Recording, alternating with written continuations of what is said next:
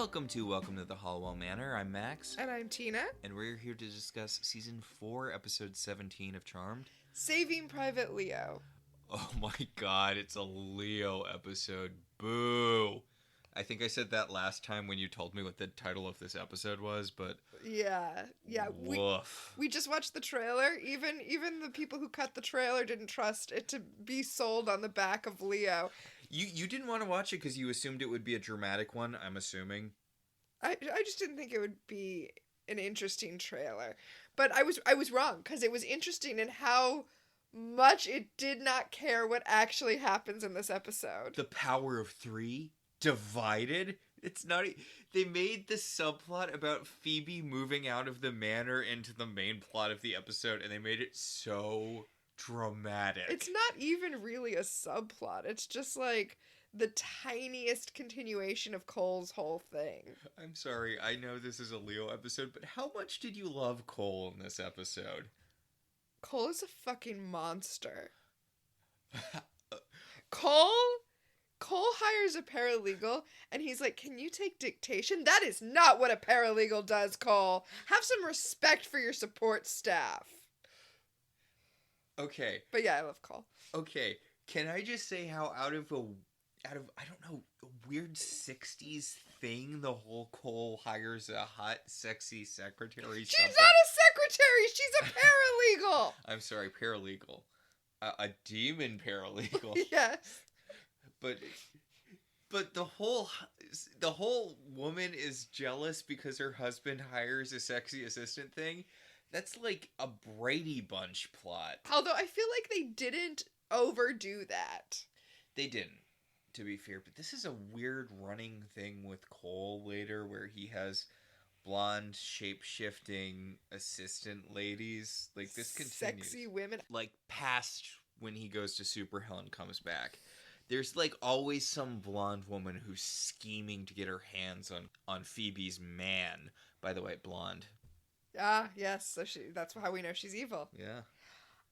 Okay. Can we just start though, because I have to say something. Yeah. You know what's really, really hard? What? What's really hard? Writing a single column a week.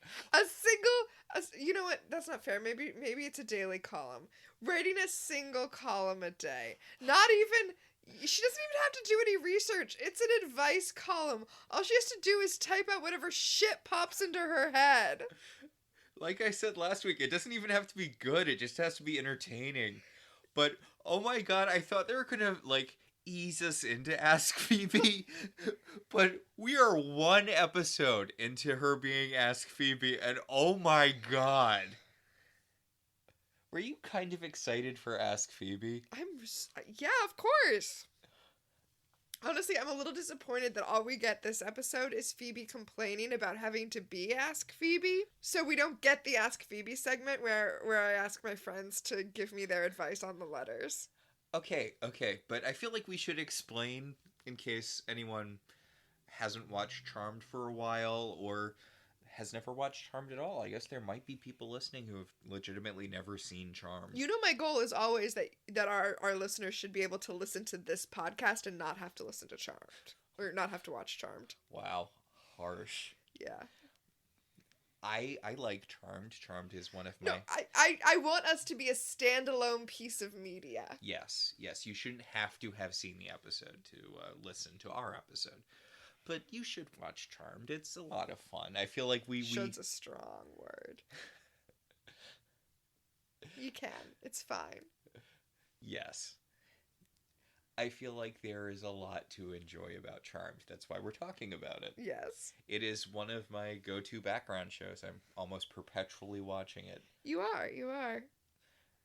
That's unlike a lot of, like, when we finished Once Upon a Time, I never really felt the need to go back to Once Upon a Time. I think I am going to keep watching Charmed after we... Oh, that's interesting. Yeah. That's the thing. When you talk about a show, when you do this kind of, like, in-depth talking about every episode, yeah, like, I haven't gone back to Once Upon a Time. Maybe a few key Regina scenes on YouTube every now and again. I will have to return to the musical episode. Oh my god, her choreography. Flawless goddess Lana Parrilla. She is! Okay, but after this, not after this, after our Farscape podcast, which is wrapping up pretty quickly because there's only 4 seasons of Farscape. After our Farscape podcast, we're doing a brief detour for Welcome to the Sunset Strip. Mm. And then after that, we're doing Welcome to the Q Continuum. And that will be an interesting experiment because I can't imagine ever feeling like I'm done with the Q episodes of Star Trek. So I'll have to see if when we're done with that, I'm like, no, I have to go back and watch Hide and Q, you know? God, Lower Decks really captured the feeling of, oh shit, it's Q. We have to deal with goddamn Q. But you were explaining what Ask Phoebe is. Oh yeah, God, totally lost the thread there for a change. Ask Phoebe is Phoebe's ultimate form.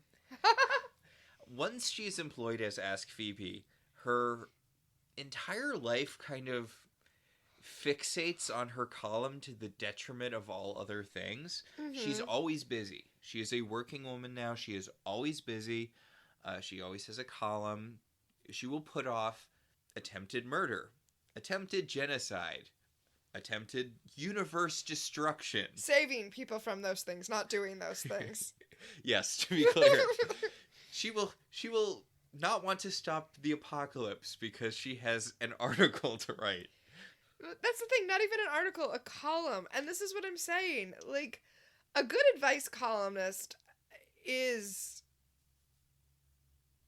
not to downplay what that takes, right? Yeah. Like, there is skill involved, and you have to be a good writer, and you have to be good at coming up with interesting tacks to take. Hmm.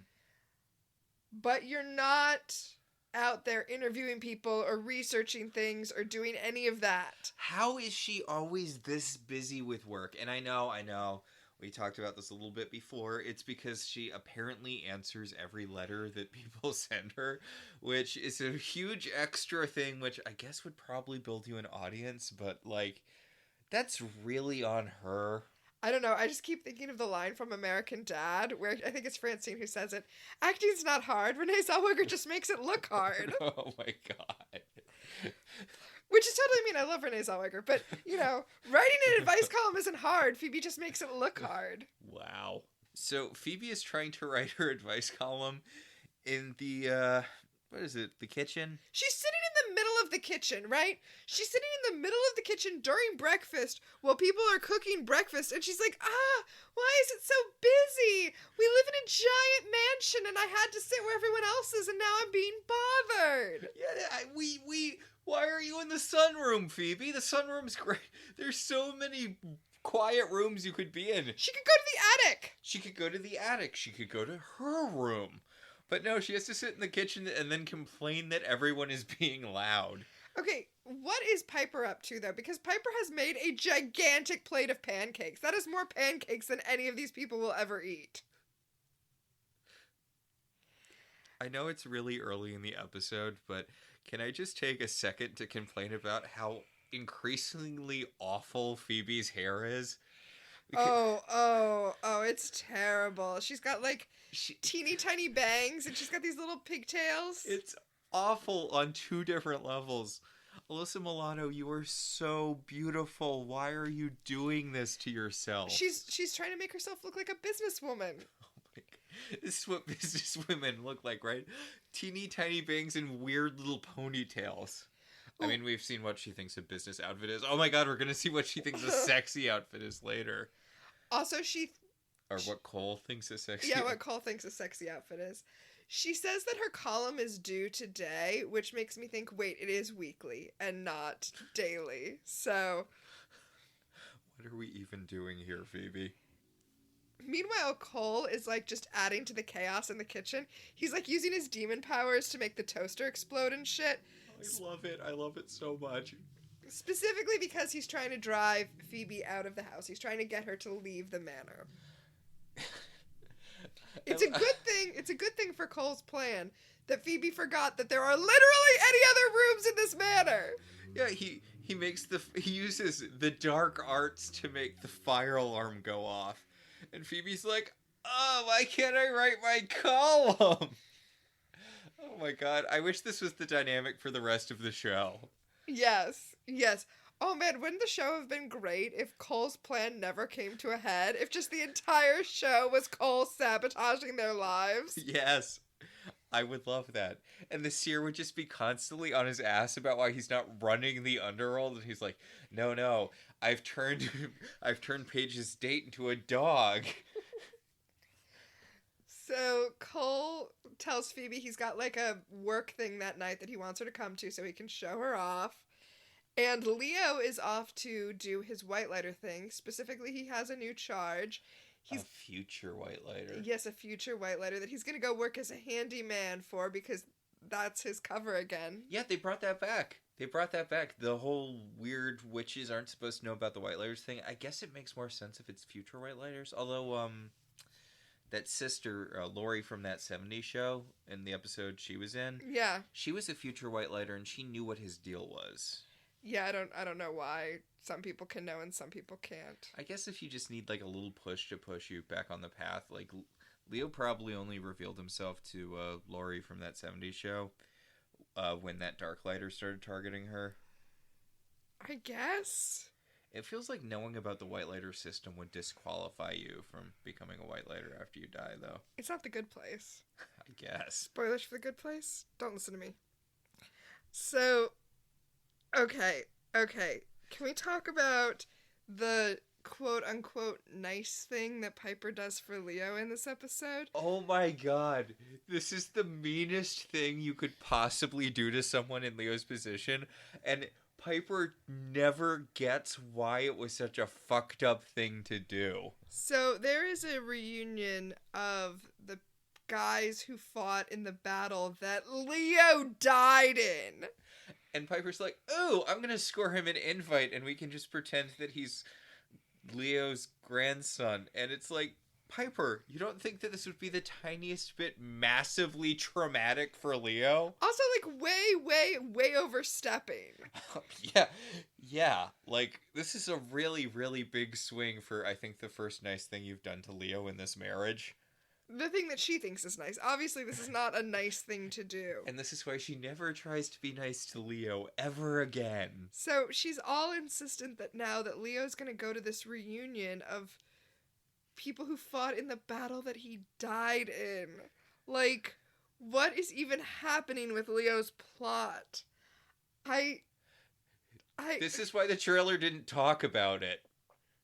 Also, I just want to point out that at least the two, God, I don't even want to say villains because whatever, but the two villains of this episode have known Leo since he was like a kid. So Why do they have Brooklyn accents and he doesn't? no, why do they think he has a grandson? Oh, yeah. Yeah, that... They know Leo fathered no children. I mean, I guess theoretically he could, but it seems like a stretch. So we're going to get to the villains now. They're ghosts. Okay, this was post 9/11, as we can tell by the American flag magnet that's now on the Halliwell's refrigerator. Uh-huh.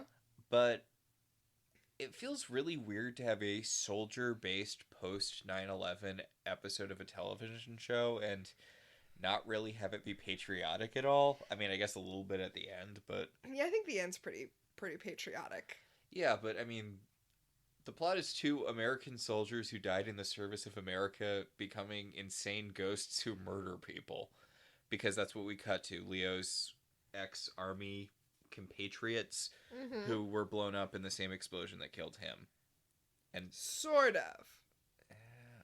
No, okay. I mean, I'm gonna spoil it here. Here's what happened. Okay. So these two guys were brothers. Yeah. And they were friends with Leo, you know, growing up or whatever. So they all enlisted together, and they all were in the same unit. And remember, Leo was a medic.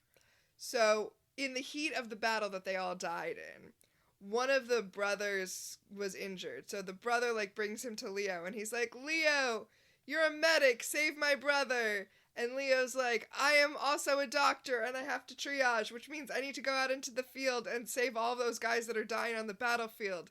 And he's like, "No, you left my brother to die." And then they all died in an explosion. Okay, like, There's a few issues here. these guys are really, really, really angry at Leo over the concept of triage. Like, Shouldn't they be hunting the guy who blew them up? I mean, I guess he probably died a long time ago, but I mean, I feel like there's a lot of blaming Leo for institutional issues. Like, not even Leo. They think that they're going to kill Leo's grandson as revenge for him not treating the brother. right? This And is some since, weird, weak ghost motivation. since both brothers are dead, we can assume that it wasn't even the wounds that killed the first brother. Yeah, it was the explosion that killed them all. Yeah. I mean, I guess if you're a ghost, you don't really have to have good motivation, but If you're a fictional ghost, I feel like you should. this is actually a really good episode for continuity because they remember the multiple ways of taking care of ghosts. That's true, they do. The one they used on the poltergeist, in that episode that had that really cool soul taker lady who seemed like she was going to be reoccurring, but then just wasn't. Uh-huh. Which I know we're many, many, many years too late at this point, but hey, bring back that soul taker lady. That was a cool future plot hook thing. I like that they remember that you have to be dead to vanquish a ghost with the spell that they used. Yeah. On the poltergeist from that episode. On the other episode, the one where the baby gets abandoned because the ghost... Oh, right. Yeah, because the ghost was killing all of the sons in that family. See, that's a good ghost motivation. Yeah, because that woman killed him because he was stalking her. I mean, she got kind of screwed there because, like, she shot the guy who was stalking her, which I feel like is an understandable thing to do. Uh-huh. And then she's punished forever by all of the men in her family are murdered by the ghost, and then she has to kill herself to drag him to hell. Yeah, it's kind of a grim story. Yeah. Yeah. Anyway, these ghosts... Especially for Charmed. Yeah. Anyway, these ghosts, these soldier ghosts, they're harassing the woman at the VA who's sending out the invitations for the reunion so that they can... I mean, they were just, like, reading over her shoulder to see who's getting an invitation, and they're like, oh, hey, we've been reading over this woman's shoulder for 60 years, and finally, a descendant of Leo Wyatt's is gonna show up. So we can kill him and therefore get our revenge on the guy who got blown up like 80 years ago. 60. 60, yes, I'm sorry, 60 years ago. Then they're like, as long as we're here, let's have some fun and harass this VA woman. And then the one brother's like, let me show you how to move things by, like, caring a lot about moving things. And I'm like, what have you been doing for the last 60 years? Seriously, like, apparently one brother mastered all of his ghost powers, and the other brother's like, I can't do any of that. It's like, were you not together while he was doing this stuff? Like, were you just hanging out separately for several decades while he was doing ghost Pilates until he was really good at moving stuff and physically manifesting so they don't have to do the ghost effect that much? Right. It makes no sense. So, back at the manor. Oh my god, I kind of love this. Phoebe's, like, trying to write her column still.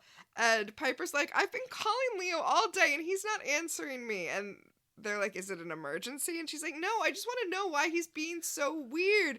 And Paige is right there like, well, maybe it's because you signed him up for a reunion for the battle he died at. He doesn't like that. And she's like, no. Phoebe, what do you think? And Phoebe's like, I'm trying to write my column on. Oh my god, I love old laptops. Important. The computer that Phoebe is working on is a laptop. This is important, yes. Anyway, the ghost shows up and Paige sees it and is like, oh, a ghost. And Piper's like, oh, a ghost. And Phoebe's like, you guys, I'm trying to write my column. She's Ask Phoebe. We've got Ask Phoebe.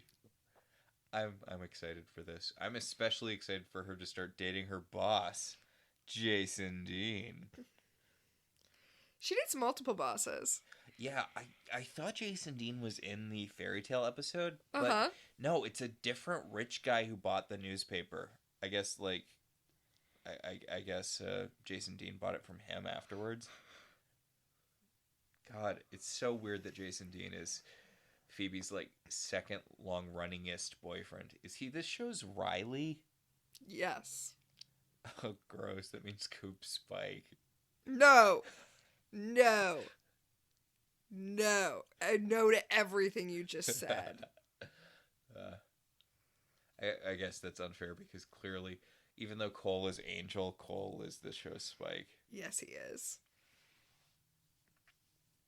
Anyway, the ghost runs off because, oh wait, apparently this house is full of witches who can see him. And we have a moment where Piper like picks up a framed picture of Leo in his uniform, and then we cut from that to the picture hanging on the wall at the VA, and the two ghosts are back at the VA, and they're like, man, witches.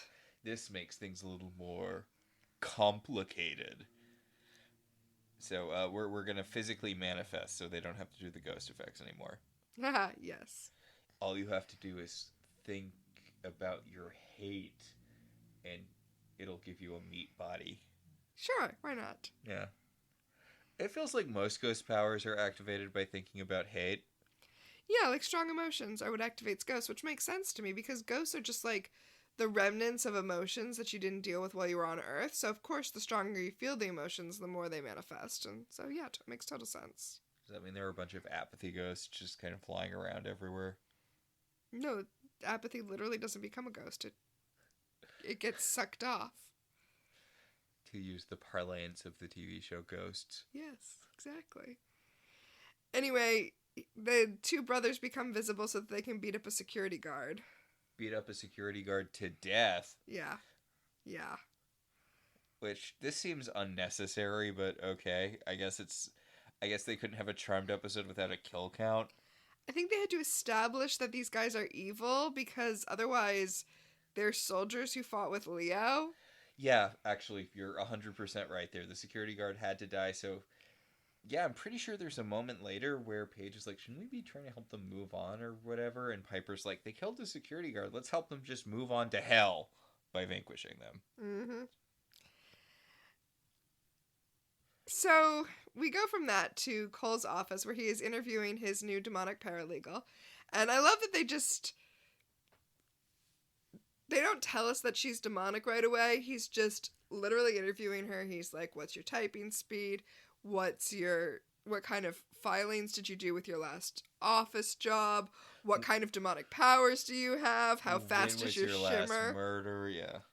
Ooh, yes. He asked her when her last murder was, and she says it was 2 years ago, and he's like, 2 years? It's a pretty big gap in your resume. What have you been up to since? And she's like, yeah, I don't murder anymore. I just psychologically torture people, and you know what? I love that for her. Okay. This feels like a really weirdly old school trope because she makes it very clear that she is, I'm trying to think of a good euphemism that involves them both being demons and sex, but it's harder than you'd think. What, that she's like a succubus demon. She's like a... No, the fact that I couldn't think of a demon pun that involves sex, because she's very clear that she would be willing to have demon sex with him. Oh, yeah, but I mean, he's Julian McMahon and the source of all evil. Who's not gonna have sex with him? Yeah, but this just feels like a really old sitcom conflict. Like, the sexy secretary the wife has to worry about. Yeah, I guess. And he does make it clear to her that he is a one-woman demon, a one-witch demon. Yeah, because she's like, do you love your wife? And he's like, unfortunately, I do. The gross human part of me does. But yeah, that's why even though I'm going to be sexually harassing you throughout our entire professional relationship, I'm not going to cheat on my wife. Hey, gotta have a code. A demon's gotta have a code. Across town, Leo is fixing the teacher's pipes. That's not a euphemism. But although is fixing the right word? Okay. I know that we already had the sign healing earlier this season, so there is a precedent for this sort of thing. But, like, it's really bullshit what Leo can and can't heal. Also, doesn't he have actual handyman skills? Apparently not. Also, apparently Leo is only supposed to be able to heal things that have been injured by evil, so apparently that's evil water in those pipes. Yeah, he tries whacking the pipe with a wrench, and it's like, don't you have actual handyman skills, Leo? Nope. No. He does not. He just heals the pipe, which is just a thing he can do. And the nice lady teacher whose sink he's fixing is like, I just don't know. I feel like I want to continue devoting my life to teaching, but all of the children are gang members now, and I don't know if I can put my life in danger just to try to reach them. And Leo's like, okay, yeah, we all know the little movie that you're playing out here, lady. Oh. We've all seen a daytime movie from the 80s/early 90s. We're familiar with this trope. But Leo puts on his best blue-collar voice, and it is the most painful thing ever. And he's like, I don't know nothing about that, lady, but I sure do like fixing pipes like you like fixing students' lives. Oh my god. And she's like, you're right, mysterious but wise handyman. I will continue fixing children's lives the way you fixed my pipes. How much do I owe you? Oh, ma'am, this job is free. Back at the manor, I was going to say the girls are trying to find a spell, but actually it's only Piper and Paige who are looking because Phoebe's still typing up her column. And then Cole makes the power go out, which destroys Phoebe's column, which she has not been saving.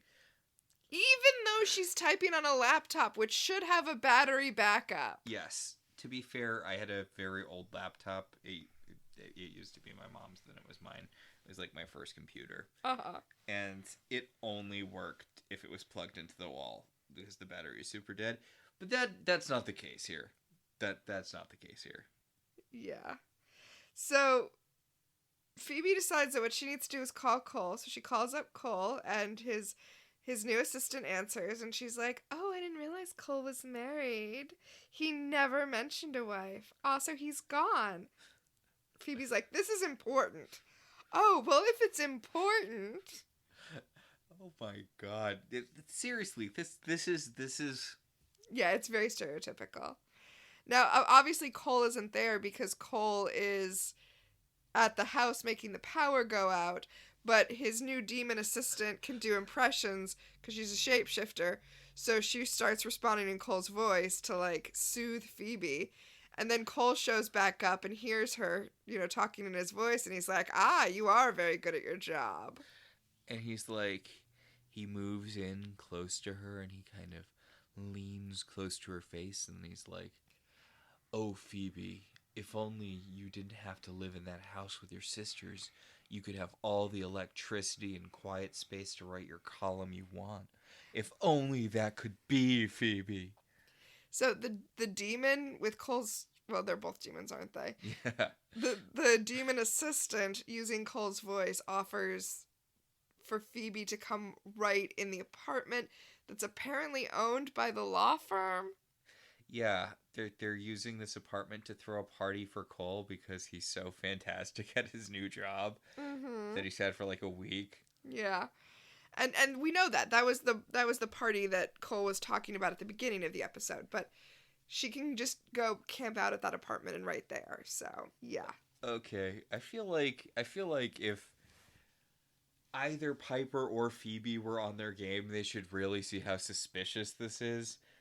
Like, Cole mysteriously gets a super high-paying law job that gives him this, like, $50,000 car and a massive, amazing apartment.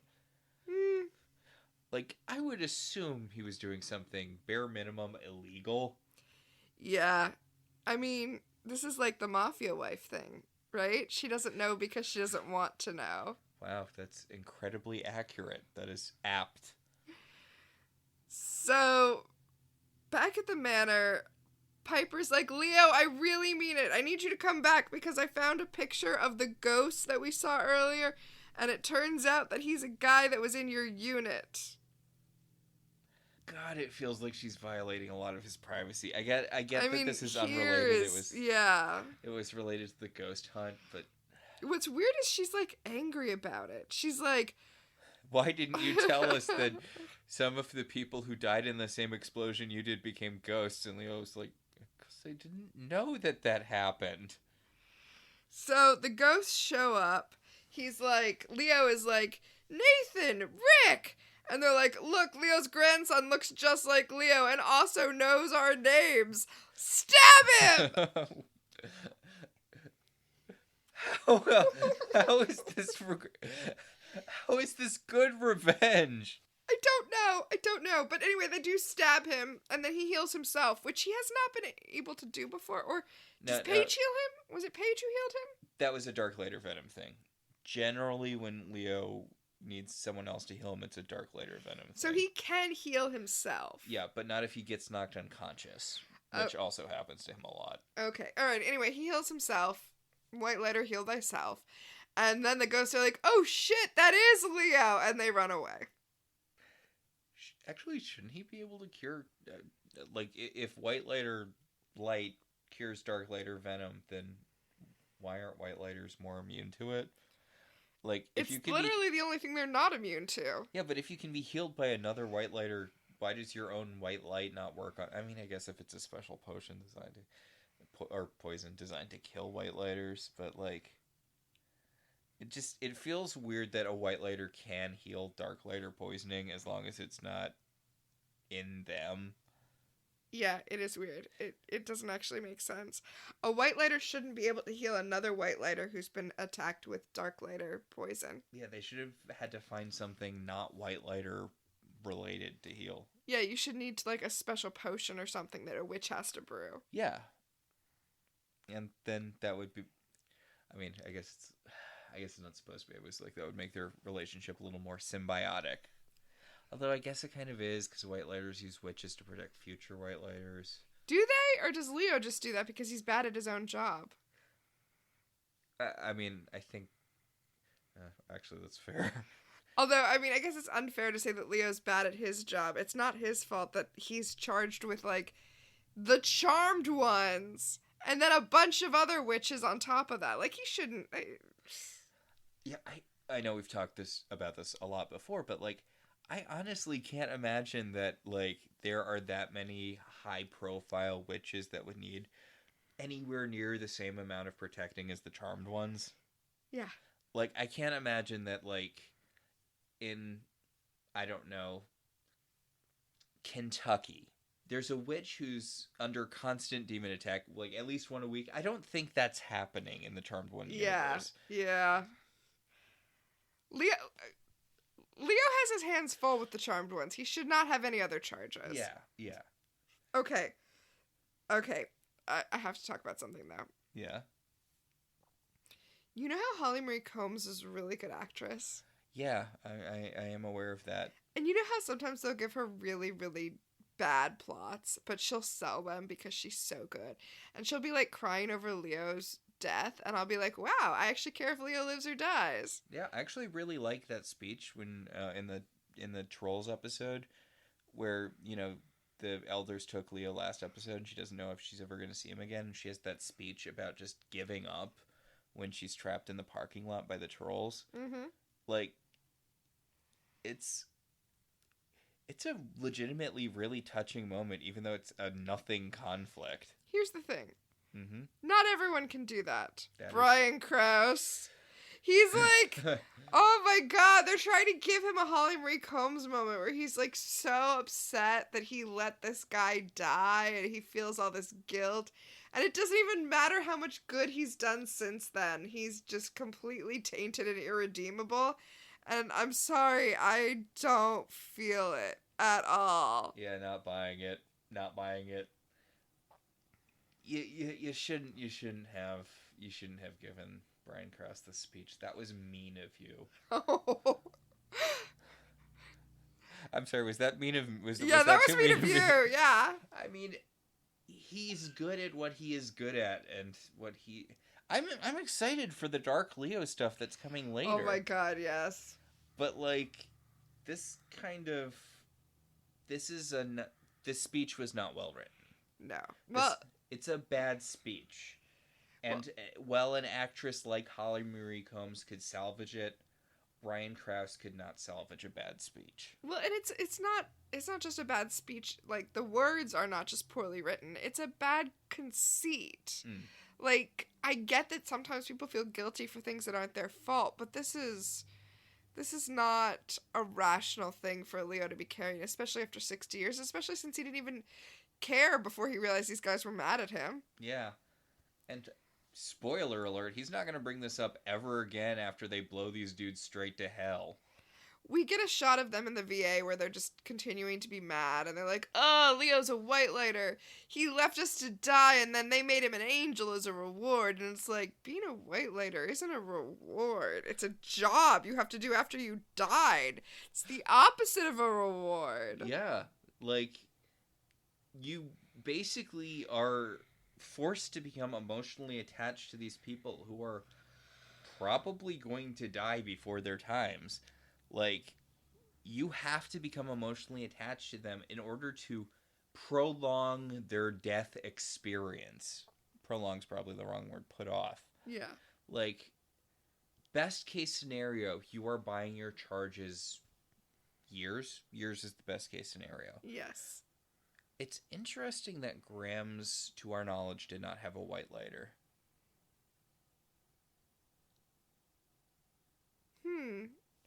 I mean, did she not? You're right, we haven't met one, but that doesn't mean she didn't have one. I guess she could have had one, but... Maybe her white lighter got sent back to the Golden Gate Bridge or wherever White Lighter Land is because they were banging too much. Oh my god, was Leo Grams's white lighter?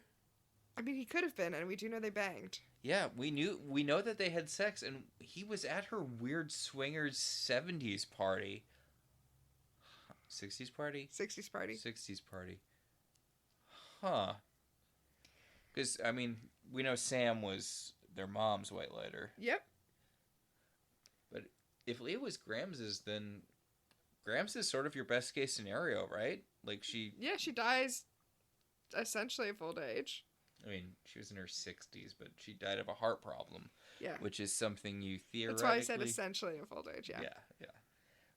But, I mean, she died of a heart problem, which isn't something I think magic is really capable of healing. Exactly, yeah. She died of human causes. Yeah. So Cole brings Phoebe to the apartment, the fancy, fancy apartment with its columns and giant living room with giant windows. This is a really great set piece. You can tell something dramatic is going to happen in that living room at some point, and you are right. Yeah. All those windows, all those columns, yeah, shit's going to get blown up. This is very clearly a final boss stage. Mm-hmm. In weight.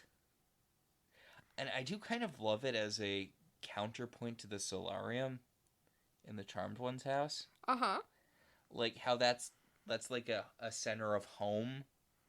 The sunroom there, whereas here it's this like display of opulence that Cole has. Yeah, and it's true. It's much colder too the way it's dressed, right? It's all white and glass, whereas the sunroom in the Charmed One's Manor is all like wicker and plants and stuff. I mean, God, that would take so much upkeep in real life. Yeah.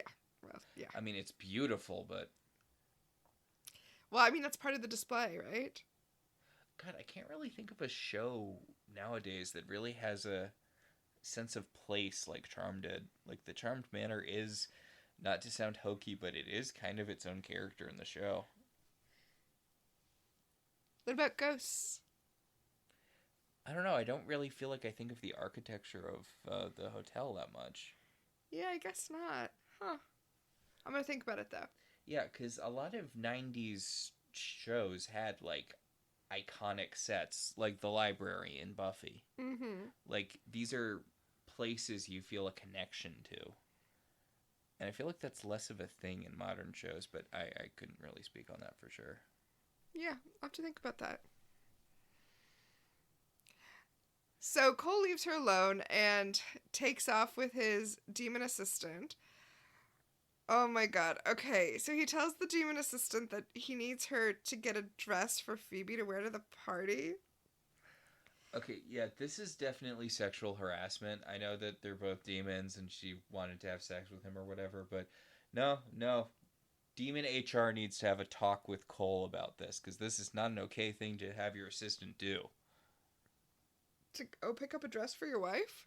To shapeshift into different dresses in front of him, because he's like, I want to see how this dress would look on Phoebe.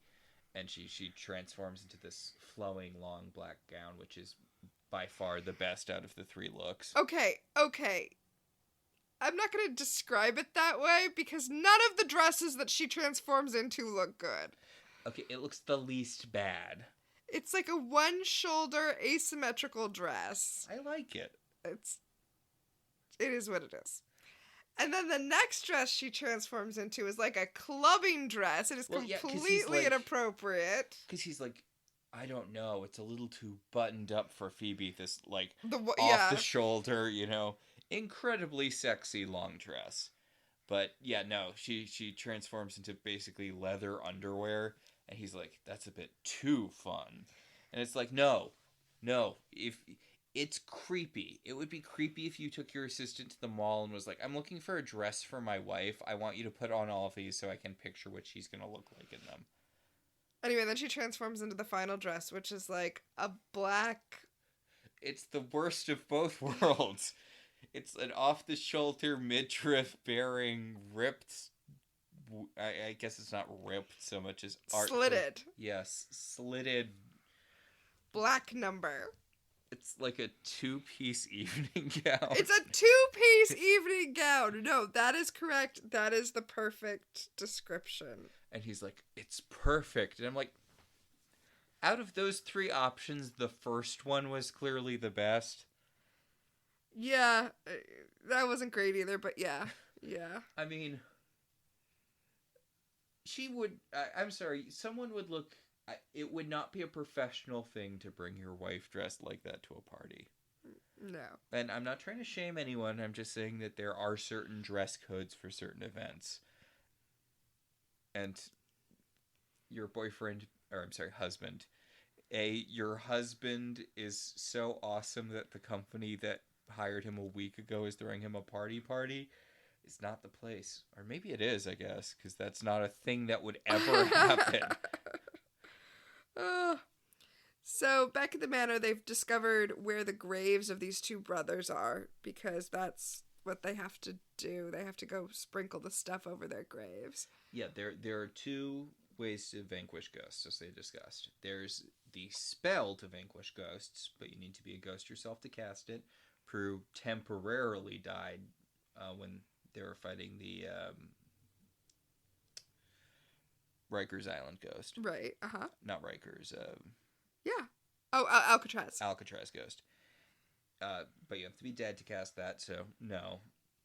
And the second way to vanquish a ghost, is a potion you pour over their bones, which we're interpreting here as over their graves. Although Prue had to physically pull the bones out of the earth, which was a really cool scene in retrospect. Yeah, it was. Like, I don't know if we talked about it then, but it was really cool and kind of creepy in a way Charmed isn't very often. Yes. And I feel like Charmed is only going to get frothier. Yes, that is an accurate statement. But Leo has to abandon the sisters because he hears that his charge is in danger, and the ghosts decide that they're going to go check that out because the best way to hurt Leo will be to kill his charge. And at her place... There's one way to make a white lighter vulnerable. Mm-hmm. But over at her house, it turns out that the ghosts are hardly needed because she's already being held at knife point by one of her students who is angry about, I don't know, flunking English or something. Leo orbs straight into the third act of a Lifetime original movie. And she, like, talks him down. She's like, you're not stupid, Jody. The system is stupid. The system failed you, like I failed you. But I'm not going to fail you this time. I'm going to teach you. Because teaching changes lives, Jody. Teaching changes lives, Jody. I mean, and the thing is, like, teachers actually are, like, important and undervalued and all this other stuff. But, I mean, if anything, this speaks to how undervalued teachers are, that she's expected to, like, be a de-escalation expert in addition to explaining the hero's journey. Like, that's not cool. Why is that her job? That is an accurate statement, but her speech touches the boy so that he drops his knife and runs screaming from her apartment. He had Leo knife pointed. I don't think we mentioned that. Oh, yeah. But she's like, you know what? I am gonna keep being a teacher. It felt really good to help that troubled young man. And then just as she makes that decision, the ghosts show up and stab her. And she dies. She dies and her soul leaves her body. Like, right in front of Leo. Her ghost fucking books it. Leo runs to try to save her. And she's like, no, I am out of here. I'm sorry. I know it's just how they did the special effect. But the fact that her ghost just zoops straight up. Well, they had to get her out of there quickly because otherwise Leo would have saved her. And then he turns to the ghost and he's like, how could you? She was innocent. And they're like, so were we. And it's like, okay, guys, you're at a 7. We need you to be at like a 4. Also, you're very quickly losing the moral high ground here when you go around stabbing teachers. No, this is the perfect revenge. This is the perfect revenge because Leo didn't stop them from getting blown up, so now they have to kill a bunch of people to make him too sad to use his power so they can kill him. Therefore winning. Anyway, back at the manor, Phoebe comes out in the dress that Cole picked out for her via the demon. And she's showing a lot of skin. And then Piper says, sorry, Cinderella, the ball's been canceled because they are leaning on this Cinderella thing. Yeah, why is this suddenly Phoebe's thing that she's Cinderella? It's come up in like 3 straight episodes now. It's her thing now. She's Cinderella. And actually, this is very Cinderella because her evil actual sister is forcing her to stay home from the ball. Yeah, she just wants to go to the ball. And they're like, no, we have to vanquish evil. And she's like, can't you vanquish evil without me while I go to a party? Okay, normally I would say that this is very selfish of Phoebe, but I mean, to be fair, her powers are levitation and premonitions. Although, is it premonitions? Is it premonitions? Is that a thing that she's having at any point in this arc? She's definitely not getting a lot of insight into anything that's happening. Anyway, she's like, okay, fine, we can vanquish evil, but just so you know, Cole wants us to get our own place, and I agree with him. Oh yeah, she's been throwing out these like pithy little comments under her breath about maybe we should get a place of our own. And Piper's like, what? And she's like, nothing.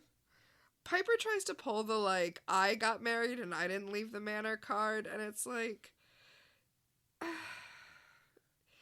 if Cole wasn't the source of all evil, this would really not be a big deal. You need to let it go, Piper. As Cole points out later in the episode, there are 2 people who can orb in that house. Right? And, well, but the thing is, as he also points out, the source has been vanquished, and we know that's a lie. But Paige has got her orbing mostly under control. She learned how to do it last episode. She can do it perfectly now. Don't worry about it. It's fine. So Piper lets Paige know that she called for Leo and Leo didn't come. So maybe Paige needs to use her white lighter stuff to figure out what's going on with Leo. And now she realizes that Leo's in trouble. So now she's going to orb over to Leo. Okay, so is Leo one of her charges then? No, not even a little bit. Okay. Also, he's not in trouble in, like, the traditional sense. He's not, like, wounded or anything. He's just sad. Okay, this is the thing about white lighters. because their powers require emotional investment in their charges, which is a system that is just rife for horrible things to happen. If you lose one of your charges and you are emotionally affected by it enough, you lose your powers. Which, I know we said we're accepting the comics as canon, but like, you'd think Leo would be used to it given that the comics revealed that this dude named Rennick has been systematically murdering all of Leo's charges for the past, 60 years. Why would you even give Leo... Why would they give Leo the charmed ones? It's like the elders don't even care. It's like they don't even want the charmed ones to live. But yes, Leo is helpless now because he's sad.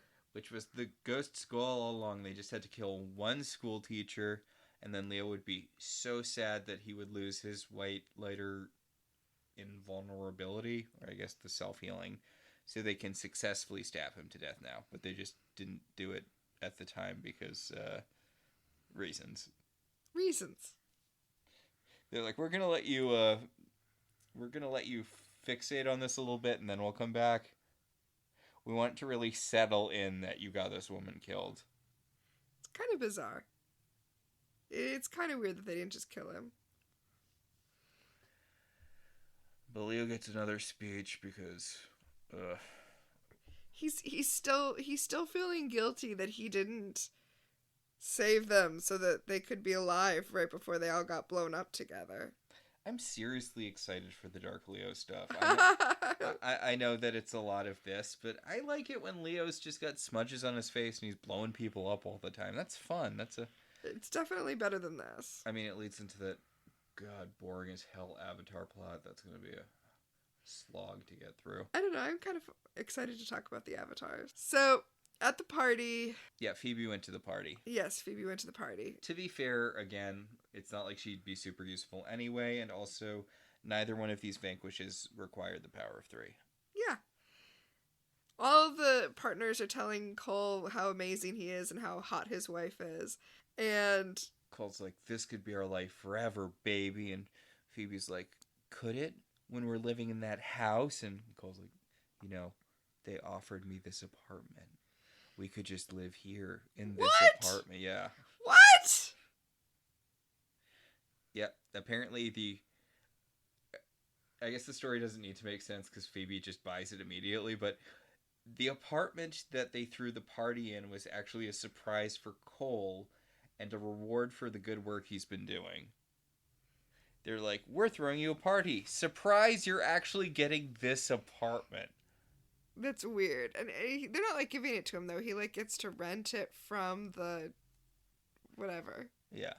From the firm. Anyway, remember how Cole pointed out to Phoebe that it was okay for her to abandon her sisters because they can orb? Mm-hmm.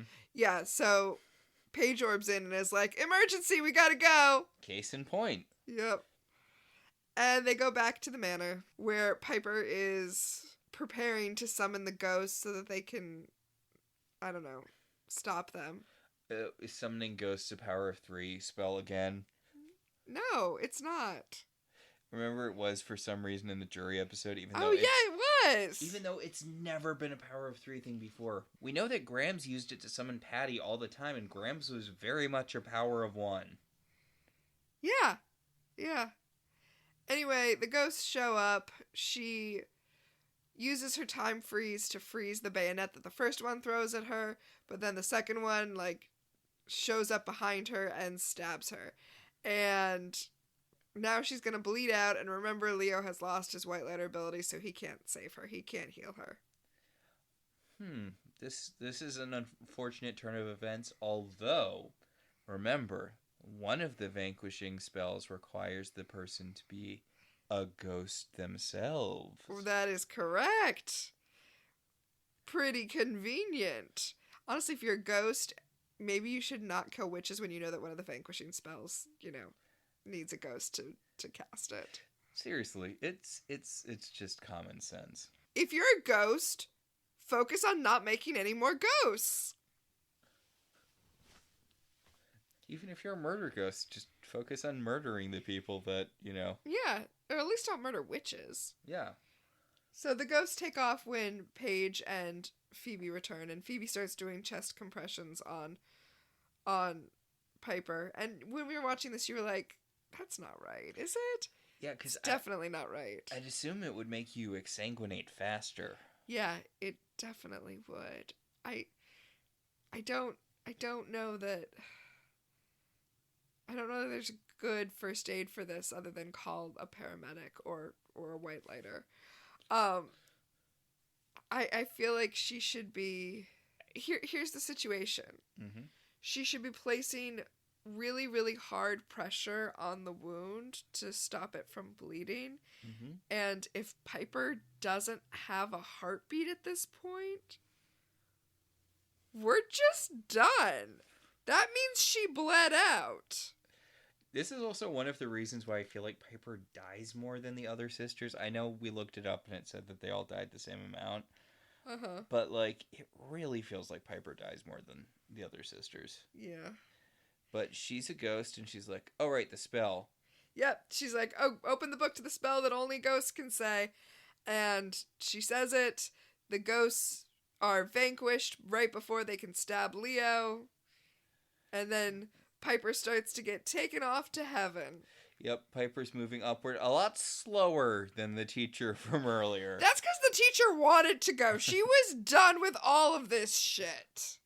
Oh, I thought you were going to say something about the weight of Piper's sins or keeping her from zooping right up. Yeah, no. Well, I mean, she is keeping from going up by yelling at Leo, so that seems about right. Yeah.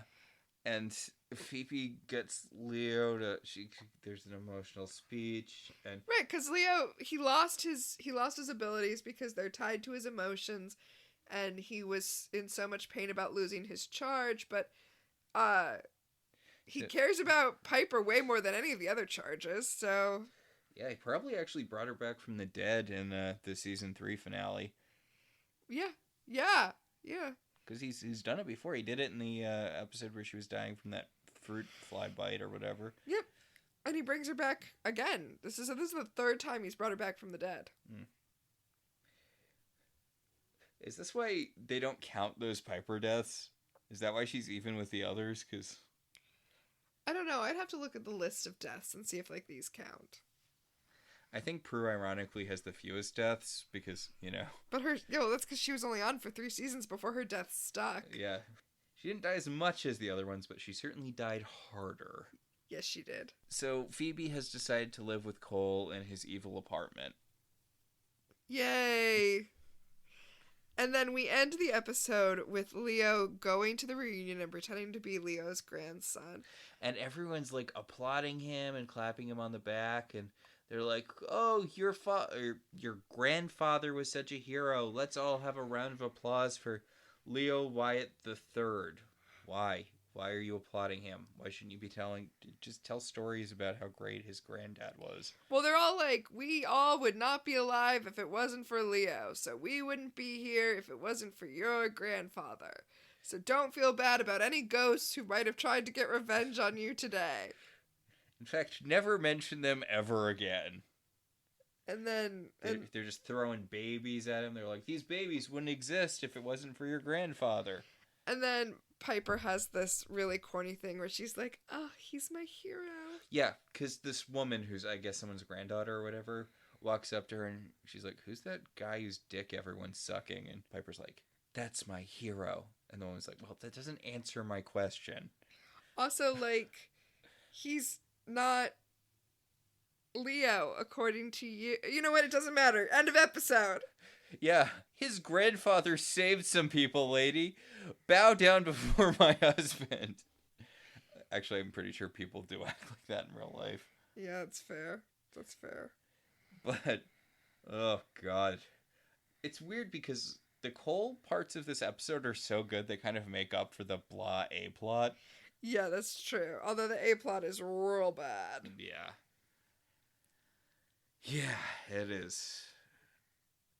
Although it goes by fast. Sure. Like, I mean, I know that's damning with faint praise, but, like, you blink and that plot's over. So I think that's it for the episode. Yeah, yep, that'll do it for this episode. You know, I'm really excited to talk about next week's episode, though. Yes. Yeah, next week's episode is called Bite Me. Great.